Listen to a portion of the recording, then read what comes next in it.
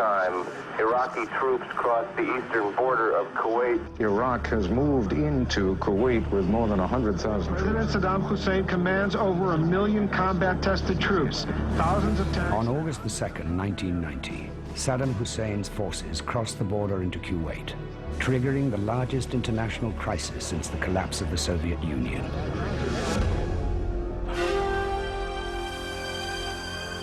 A coalition force led by the United States is assembled and then launches a massive air assault against Iraq before finally starting the largest ground offensive ever since World War II in the name of liberating Kuwait. On February the 28th, 1991, having fulfilled its mission, the international coalition abruptly stops the war against Iraq. The last Iraqi troops are evicted from Kuwait or taken prisoners. Victory is total.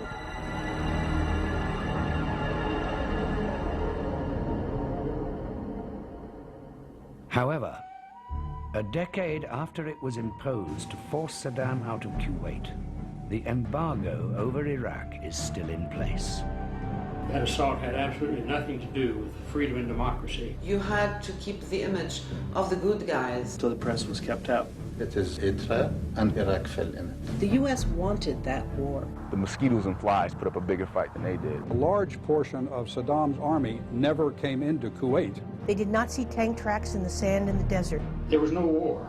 Iraq was defenseless. This is genocide, period. Very naive that somehow sanctions would lead to the removal of Saddam Hussein. The embargo strengthened the regime of Saddam Hussein.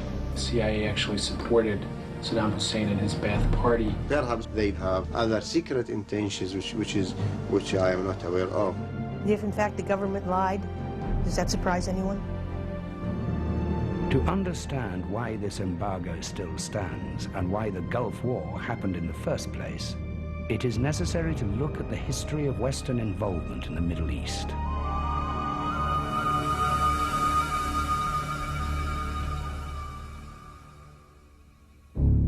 In the 1920s, European and American oil companies discover and begin to exploit the first oil fields in the Middle East. The potential of these fields would become particularly critical to oil-poor Western Europe. The profit margins are huge, while the cut to local regimes is minimal, and the price of oil at the well is almost the same as mineral water. World War II changes this equation.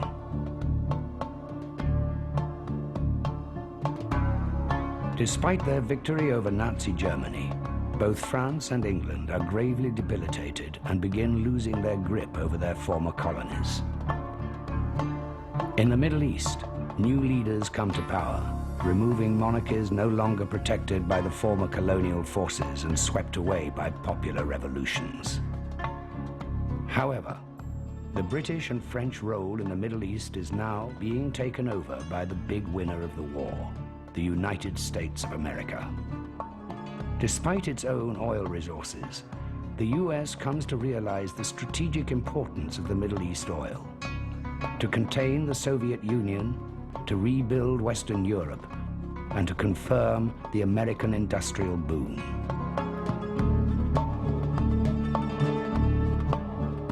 But Washington hopes to maintain the inexpensive Middle East oil bonanza of before World War II. The new Middle East regimes think otherwise, and when they seek to retake control of their own national wealth, it strikes a chord of panic in Washington, London, and Paris. It is war against Egypt when Nasser seizes the Suez Canal. In Iran, Mossadegh nationalizes oil fields and kicks the British oil companies out. He is subsequently ousted by a CIA-orchestrated coup that puts the Shah back in command. In Iraq, as General Abdel Karim Qassem takes over and nationalizes the oil fields, the West cries, communism.